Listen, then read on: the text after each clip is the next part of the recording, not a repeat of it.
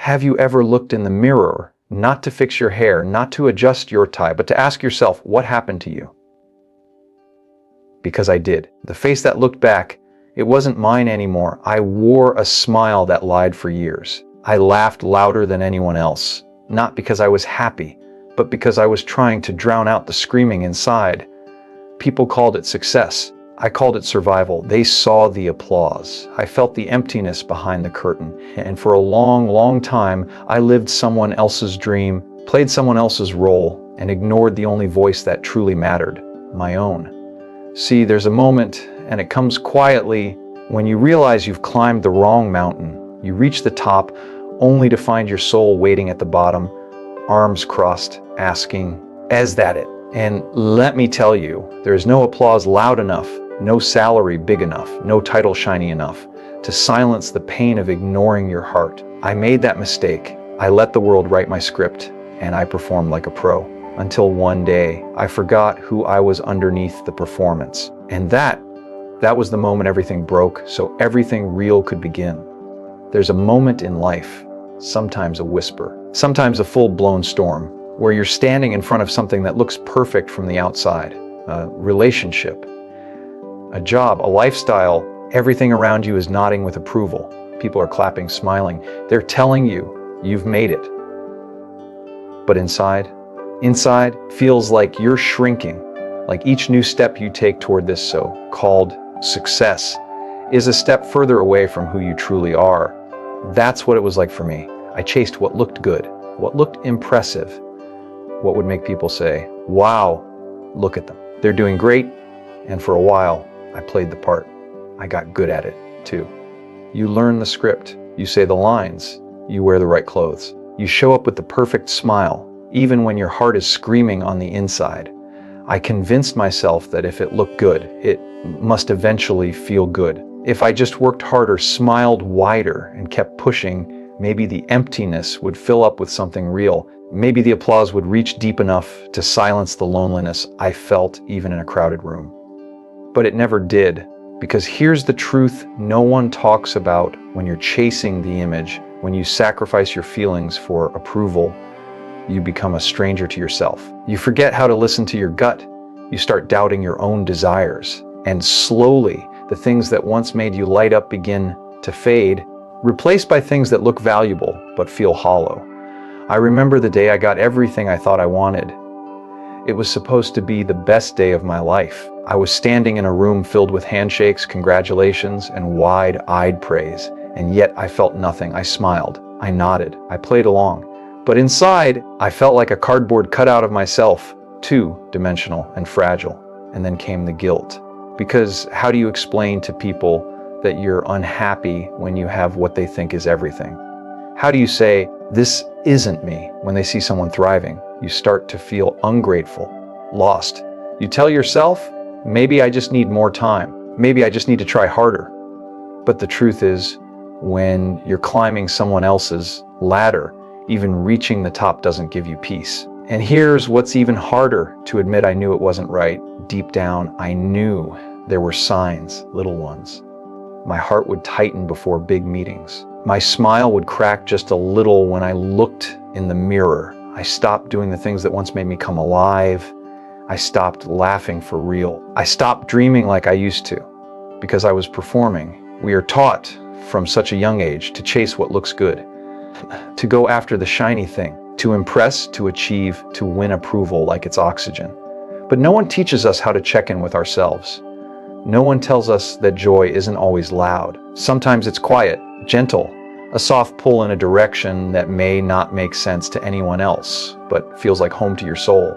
I wish someone had told me, chasing what looks good can take you far, but it can also take you far away from yourself. And the longer you stay there, the harder it is to find your way back. But the beautiful thing about life is, it gives you chances to pause, to reevaluate, to ask the question most of us are terrified to ask, is this really what I want? And if the answer is no, if there's even a flicker of doubt, don't ignore it. That flicker is your truth trying to get your attention. It's the sound of your heart knocking, saying, "Hey, I'm still here. You still have time. Let the world be confused by your choices. let them question your path. Because at the end of the day, it's your life, it's your heart, and it's your peace that matters most. Chase what feels right, even if it doesn't impress anyone, even if it's messy, even if no one claps. Because when you follow what's real for you, when you say yes to what lights you up, you don't just live, you come alive. There was a time in my life when every decision I made was filtered through one question. Will they like me more if I do it at first? It felt normal, even responsible. I thought I was just being considerate, a team player, someone who wanted to be easy to love, easy to work with, easy to be around. But in reality, I was slowly losing myself piece by piece in the exhausting chase for approval. And the approval, it never lasted. It came in quick flashes, like lightning in the dark, bright, loud, validating, and gone just as fast. Someone would smile, give me a compliment, maybe even applaud something I did, and for a moment, I'd feel like I was enough. But it never stuck. I was always looking for the next hit, the next nod, the next, yes, you're okay. Funny how we convince ourselves that people's opinions are oxygen, that if we don't get their praise, we'll somehow disappear. But I promise you this, nothing suffocates the soul faster than abandoning yourself to be accepted by others. I became a master at it. I could read a room and instantly shift into whoever they needed me to be. In friendships, I swallowed my feelings. At work, I buried my truth. In love, I bent so far, I forgot I even had a spine. I thought I was being kind. I thought I was being good. But the truth is, I was scared that if I showed people the real me, they'd leave. That if I said how I truly felt, they'd laugh or walk away. So I made myself smaller, quieter, nicer, more agreeable. And for a while, it worked. I was liked. I was praised. I was needed. But I wasn't known. That's a lonely place to live, in a life full of people who love a version of you that doesn't even exist anymore.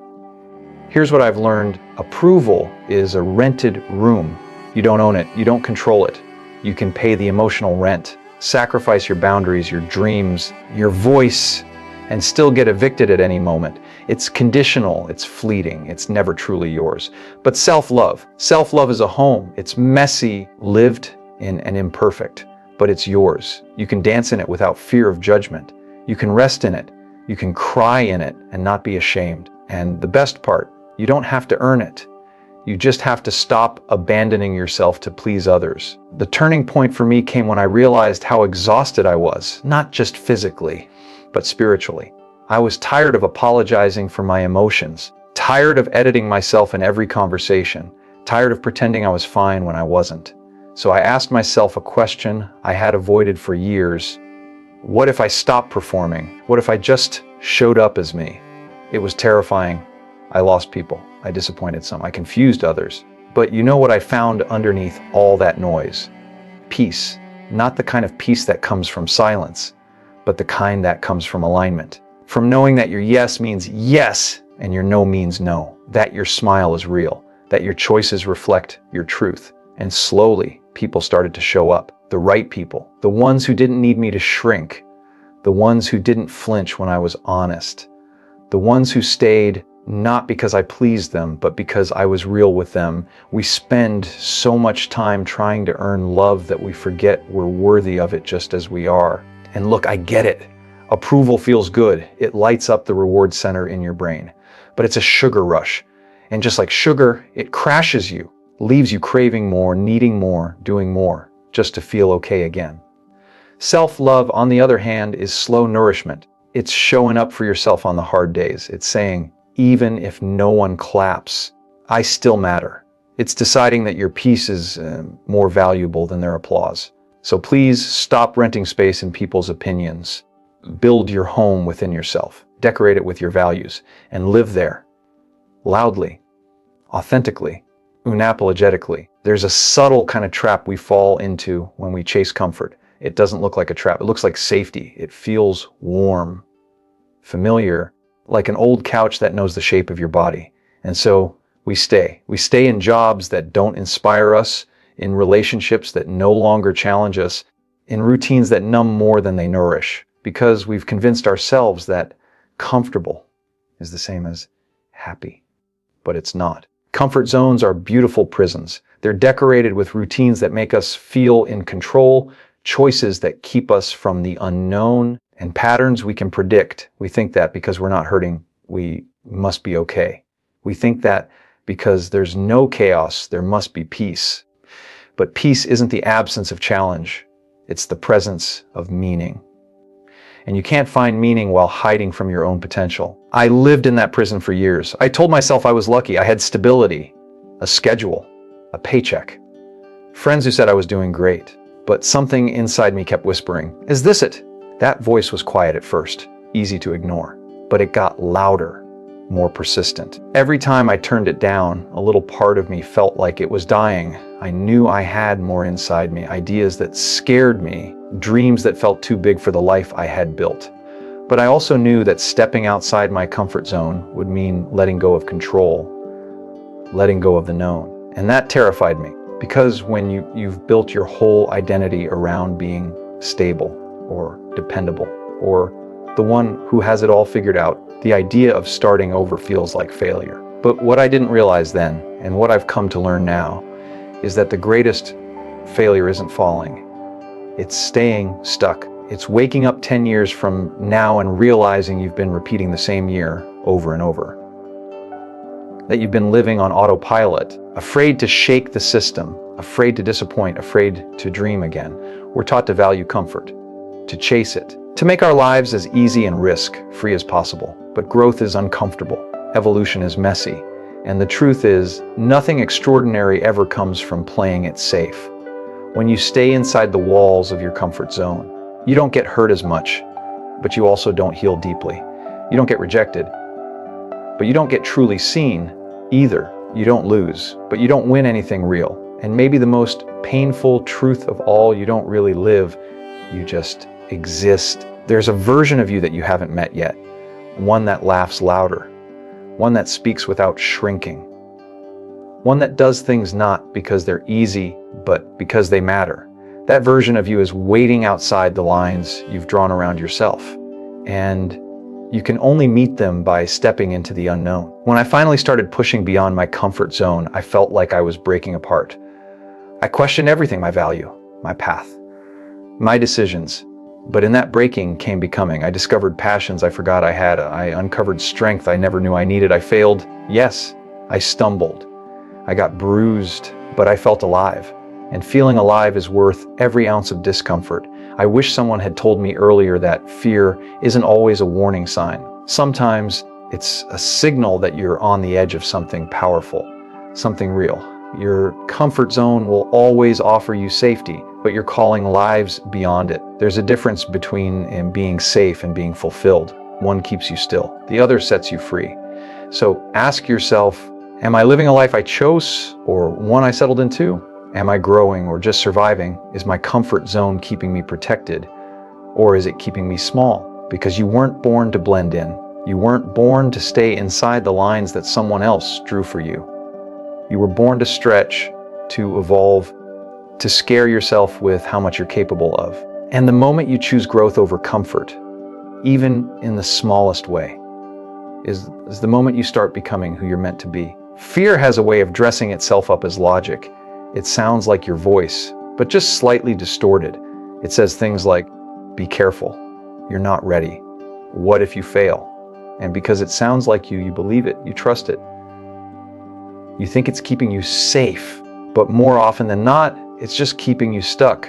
For the longest time, I thought fear was the enemy, that it was something to overcome, to silence, to run from. So I avoided it. I avoided risks. I avoided saying how I really felt. I avoided going after what I truly wanted because I thought that feeling afraid meant I was going in the wrong direction. But I was wrong. What I've come to understand through trial, error, heartbreak, and hard-earned wisdom is that fear isn't always a warning sign. In fact, more often than not, fear is a compass. It shows up loudest not when we're in danger, but when we're standing at the edge of something meaningful, something big, something that matters to us. Because fear doesn't show up when you're doing things that don't matter. It doesn't show up when you're repeating the same routine, having the same conversations, staying in the same safe box. No, fear arrives when your soul begins to stir, when your heart whispers, this could be something real. And in that moment, your fear tries to protect you from pain. But what it doesn't realize is, it's also protecting you from purpose. I remember the first time I had a vision for something that scared me. It wasn't some massive, life-changing idea. It was simply the desire to create something that was mine. Not handed to me, not assigned to me, not expected of me, just mine. But immediately, my mind flooded with doubts. What if no one likes it? What if you're not good enough? What if you fail in front of everyone? And so, for a long time, I did nothing. That's the thing about fear. It doesn't always stop you with force.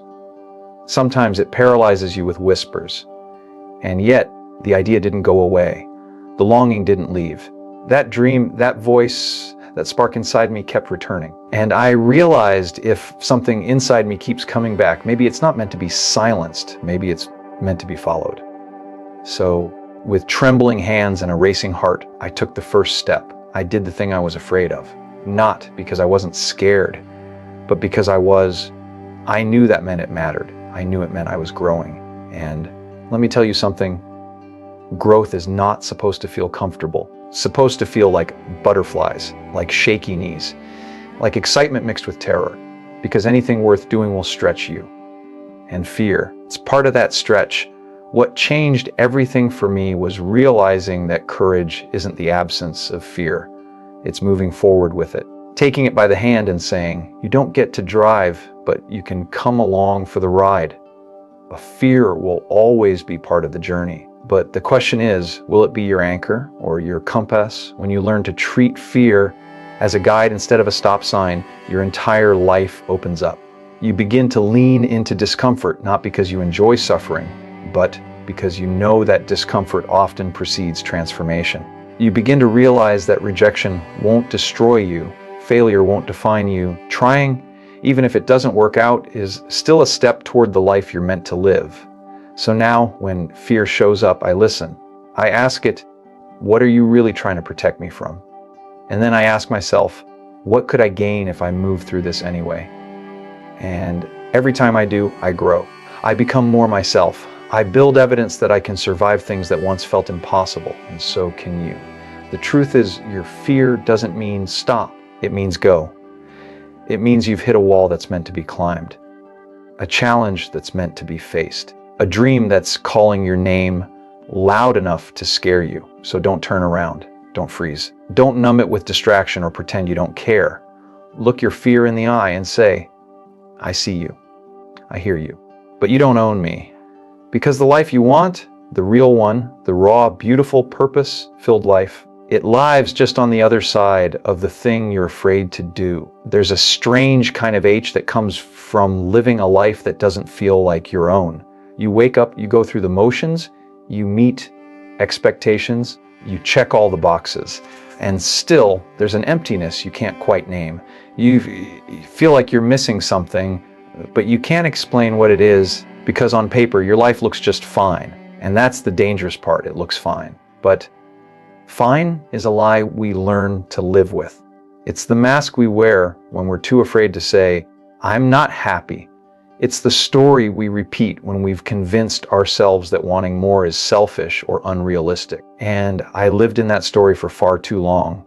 I remember sitting in rooms filled with people, conversations buzzing around me, and still feeling completely invisible. I was surrounded by noise, but none of it was real. I wasn't speaking from my heart. I wasn't even living from it. I was playing a role, showing up as the version of me that people seemed to prefer. Calm, collected, capable, agreeable. But inside, I was screaming, and it wasn't anyone else's fault. It was mine. I had chosen to silence my own voice. I had chosen to fit in rather than stand out. I had convinced myself that playing it safe was smarter than chasing what set my soul on fire. I didn't listen to my heart.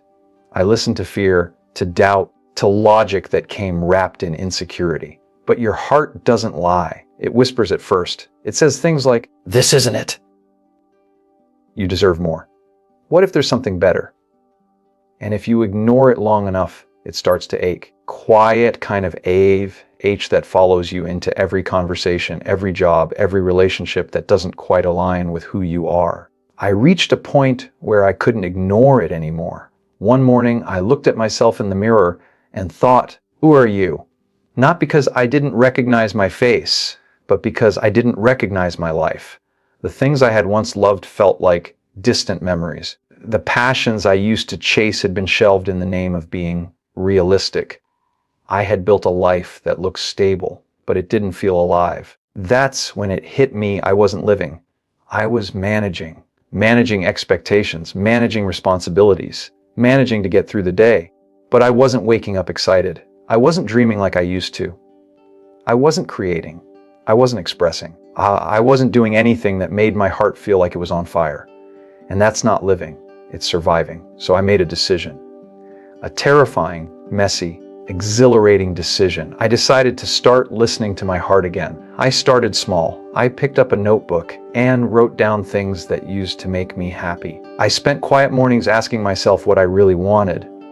Not what would look good, not what would make people proud, but what felt like me. I gave myself permission to feel again, to cry, to laugh, to say no to things that didn't feel aligned. And most importantly, I started saying yes to the things that did. And slowly life began to change. I started taking risks again, not because they were safe, but because they were true. I started doing things that didn't always make sense to other people, but felt like home to me. I started living with my heart out in the open, vulnerable, honest, free. And yes, it was hard. There were moments of doubt, nights filled with questions, days when I wondered if I had made a mistake. But here's what I know now. I would rather fail being authentic than succeed being a version of myself I can't recognize. Because there is no substitute for the feeling you get when you're living in alignment with your heart. No applause can match the quiet pride of knowing you didn't abandon yourself. No trophy can replace the joy of waking up and feeling like your life fits you like a second skin. So if you're in that place, managing, coping, drifting, I want to remind you your heart is still beating. Your dreams are still alive. You don't have to earn the right to follow them. You just have to listen. Listen to the parts of you that feel too wild, too emotional, too impractical. Those parts are not broken. They're your truth. Truth doesn't go away. It waits patiently, quietly, until the day you're brave enough to say, "I'm ready to come home to myself." There comes a moment in life, often after heartbreak, after failure, after sitting in silence long enough to hear your own thoughts, where you start to wonder, what if I'm not meant to follow the script everyone else is reading from? You start to question the rules you never agreed to. You begin to feel a quiet rebellion building in your chest, not against the world, but against the version of yourself that has been trying so hard to fit in. That's where I was. I had spent so many years doing what was expected. I followed the path. I played the part. I said the right things. I smiled when I wanted to scream. I agreed when my heart whispered, "Say no." I gave people what they wanted from me, at the expense of what I needed from me. And then one day, it just cracked. I woke up feeling like a stranger in my own life. Everything around me looked familiar, but none of it felt mine. I wasn't living, I was performing. And the weight of that performance was suffocating. That was the day I stopped asking for permission. Permission to be myself. Permission to be different. Permission to want more. Permission to want less. Permission to create. To rest. To walk away from what didn't serve me and run wildly toward what lit my soul on fire. Because here's the truth. No one is going to hand you your freedom. No one is going to look you in the eyes and say, "Hey, it's okay to stop living for everyone else now." That permission, that validation, that's something you have to give yourself. And when I finally did, everything started to shift. I stopped shrinking in conversations to make others comfortable. I stopped saying yes when my body screamed no. I stopped waiting for someone else to tell me it was safe to dream, because the truth is, most people aren't chasing their own dreams, so they'll never understand yours. And that's okay. It's not their job to understand. It's not their job to approve. It's not their job to believe in you. It's yours. I began choosing authenticity over acceptance, passion over approval, alignment over expectation. And every single time I did, I got stronger. Not because it was easy, but because it was true. And yes, it cost me some things. Cost me relationships that were built on who I used to be. It cost me certainty, comfort, the illusion of control. But what I gained was so much more. I gained peace. I gained purpose. I gained a voice I had silenced for far too long. I gained the ability to look in the mirror and recognize the person staring back at me. Not perfect, not polished, but real. And for the first time in my life, that was enough. When you stop asking for permission, something magical happens. You begin to trust yourself. You stop second guessing every step. You stop looking around to see if people are clapping. You start walking in your own direction, even if you're walking alone. And eventually, you realize being alone in your truth is better than being surrounded in your denial. This world doesn't need more people following a script. It doesn't need more polite nods, more quiet suffering, more muted souls. What it needs, what you need, is boldness, bravery, a little rebellion in your chest. The willingness to say, I wasn't born to play small. You don't need to wait until you're ready. You don't need a certificate or a title or someone to say, go. You don't need to have it all figured out. You just need to know who you are and then be brave enough to honor that, even when it's inconvenient, even when it's unpopular, even when it's terrifying. And I know it's scary. I know it feels like you'll lose everything if you stop being what they expect. But here's the beautiful truth. The things and people that are meant for you, they'll rise to meet the real you. The rest, let them fall away. Let them go. Let them make space for something more honest, more beautiful, more you. You were never meant to live your life with your light on dim. You were never meant to be quiet about the things that matter to you. You were never meant to wait for someone to nod before you take your leap. So stop waiting. Say what you need to say. Do what you're pulled to do. Be the person your younger self dreamed you'd become. And if someone tells you you've changed, smile, because that means you stopped asking for permission and started living like you mean it. There is a quiet kind of death that happens when you ignore your passion. Not the kind people see, not loud, not dramatic, but slow, silent, invisible, like a color fading from a photograph, a spark disappearing from your eyes. You keep waking up, you keep functioning, you smile when people ask if you're okay, but inside something is missing. That something is your fire. That part of you that used to feel alive just from the idea of doing what you love. That piece of your soul that once lit up with excitement, creativity, curiosity, wonder, and now just waits, hoping you'll notice it again. I know what that feels like. I know what it's like to be the person who used to dream, used to write, used to build, dance, draw, perform, speak, imagine, whatever it was. It used to feel like air, like something you didn't just want, you needed it. But somewhere along the way, life stepped in. Reality, responsibilities, pressure, people telling you to be realistic. And maybe you listened. Maybe you thought, they're right, who am I to think I can actually do this? So you put that part of you away. Gently, maybe. Or maybe forcefully, if you were angry or heartbroken, you shoved your passion into a corner and told it, not now. You promised you'd come back to it when things settled, when the timing was right, when the bills were paid, when the kids grew up, when your job became less demanding, when the fear got smaller, but days turned into weeks, weeks into years. And now, here you are, waking up in a life that looks okay from the outside, but feels incomplete inside.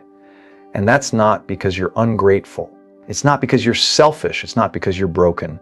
It's because your soul still remembers what sets it on fire. And no amount of success, security, or external validation can fill the void left by an unlived passion. You can try, you can climb ladders, earn titles, fill your calendar. You can keep proving your worth to the world over and over. But deep down, you'll still feel like something is missing. Because something is. You were not put on this earth just to pay bills and be polite. You were born with something inside you. A light, a gift, a calling. And it doesn't have to make sense to anyone else. It doesn't have to be big or profitable or impressive. It just has to be real. It just has to make you come alive. For me, there came a point when I couldn't pretend anymore. I couldn't keep performing for the world while starving my own soul. I had to stop asking, is this practical? And start asking, is this true? I had to give myself permission to want something more than just survival. I had to be honest enough to say, I miss that part of me. I want it back, And let me tell you something, the moment I stopped running from my passion and started running toward it, everything changed. Not overnight, not magically, not without fear, but something deep inside of me woke up. I felt joy again. Not the kind you post about on social media, but real joy, the kind that makes you cry when you realize how long it's been since you felt it. I felt creative again. I felt like me. And once you feel that again, once you remember what it's like to be lit up from the inside, there's no going back. So if you've buried your passion, I get it. Life is loud. Fear is convincing. But your fire is still in there. Your gift didn't disappear. It's waiting patiently, quietly, hoping you'll come back. And you can come back. It's never too late to remember who you were before the world told you who to be. It's never too late to pick up the paintbrush, the pen, the instrument, the idea, the dream. You don't have to have a perfect plan. You just have to take one small step in its direction. Light the match, rekindle the flame. Remind yourself that you're not here to be numb, you're here to burn. So start, sing badly, write poorly, paint like no one will ever see it, dance in your living room. Build something no one understands yet. Just do it and keep doing it. Not because you have to, not because someone's watching, but because your soul has waited long enough. Don't let another day pass in silence. Don't let the world convince you to dim your light just to fit in. Don't die with your fire still inside you. It's your time, not someday, not when it's convenient, not when you feel ready. Now, so here we are. After everything I've said, after every truth laid bare, if there's one thing I hope you carry with you, it's this: you are not here to live a life that makes sense to everyone else, but feels like a lie to you. You are not here to keep repeating the same cycles, making the same choices that keep you small, silent, and safely unnoticed. You are not here to keep asking, is this all there is, while your heart screams for more. You are here to feel, to fall, to rise, to burn, to create, to crash, to begin again. You are here to listen to the voice inside that refuses to be quieted. You are here to follow the thing that makes your chest rise and your soul whisper, yes, this. Don't wait until it's too late. Don't stand over the ashes of your unlived life and wonder what could have been. Don't make the same mistake I did of thinking time would wait, or that safety would satisfy, or that approval was love. It's not. Love is choosing yourself. It's showing up for your own heart, even when it's inconvenient, even when it's messy. It's choosing to live fully, wildly, honestly. Because the biggest risk, it's not chasing your dreams. It's waking up one day and realizing you never even tried.